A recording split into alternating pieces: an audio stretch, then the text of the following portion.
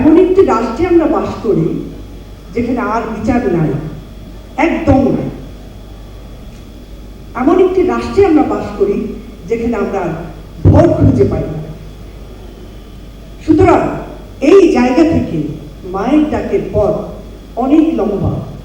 মায়ের ডাক আয়োজিত আন্তর্জাতিক গুম প্রতিরোধ দিবসের আজকে আয়োজক যারা রয়েছেন, মঞ্চে আমাদের জাতীয় নেতৃত্ব রয়েছেন, সামনে রয়েছেন বুক ভরা কষ্ট নিয়ে যে গুম পরিবারগুলো, তাদের সকলকে আমি ভালোবাসা জানাচ্ছি।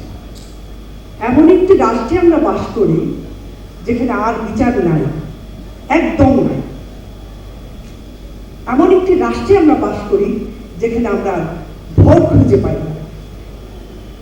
সুতরাং এই জায়গা থেকে মায়ের ডাকের পথ অনেক লম্বা, অনেক দূরে যেতে হবে, তাদেরকে অনেক শক্তি সঞ্চয় করতে হবে।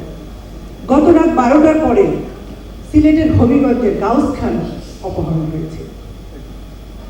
এই যে প্রতিনিয়ত অপহরণ, গুম, পরিবারগুলোর মধ্য দিয়ে কি চায় তারা? কোথাও তো থানা পুলিশের কাছে কোনো আশ্রয় পাবেই না, তাদেরকে বড় চুপ করিয়ে রাখা হয়। এই সমাজ, এই রাষ্ট্র কোথায় গিয়ে দাঁড়িয়েছে যেখানে বিচারককে জোর করে বাধ্য করা হয় দেশ ত্যাগ করতে?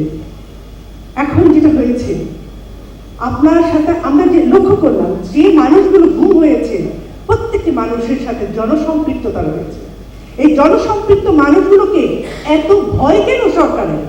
আমি পরিষ্কার জানতে চাই, কেন এত ভয় আপনাদের? একটি রাষ্ট্রে ভিন্ন মত থাকবে, 10টি মত থাকবে, 10টি শাখা থাকবে, 10টি হাজারো রকমের ভাবনা থাকবে। তার মধ্য থেকে আপনি যদি নীতি এবং সৎ পন্থা অবলম্বন করেন, আপনাকে তো বাধা দেওয়ার কথা নয়। তাহলে আপনি এত ভয় পান কেন? আপনাদেরকে এই কথাটি, বার্তাটা দিতে চাই, আমাদের এই ভয় থেকে বেরিয়ে আসতে হবে। এমনই একটি শাসন ব্যবস্থা করতে হবে যাতে করে এই ধরনের গুম খুন আর কখনো না ঘটে। আমরা আজকে কাঁদছি, মায়েদের কান্না, বাচ্চাদের কান্না আমরা সহ্য করতে পারি না, কিন্তু শোককে শক্তিতে পরিণত করতে হবে। সে বিজয় আনতে হবে, ফ্যাসিস্ট সরকারকে পতন করাতে হবে। আমরা রাষ্ট্রপ্রধানদের কাছ থেকে, রাষ্ট্রের কাছ থেকে অনেক কথা শুনতে চাই। ডিম কি করে সংরক্ষণ করবে সেটা শুনতে চাই না, কি করে জনগণের নিরাপত্তা দেবেন সেটা বলুন, আর তা না হলে পদত্যাগ করুন, রাষ্ট্র ছাড়ুন। ধন্যবাদ।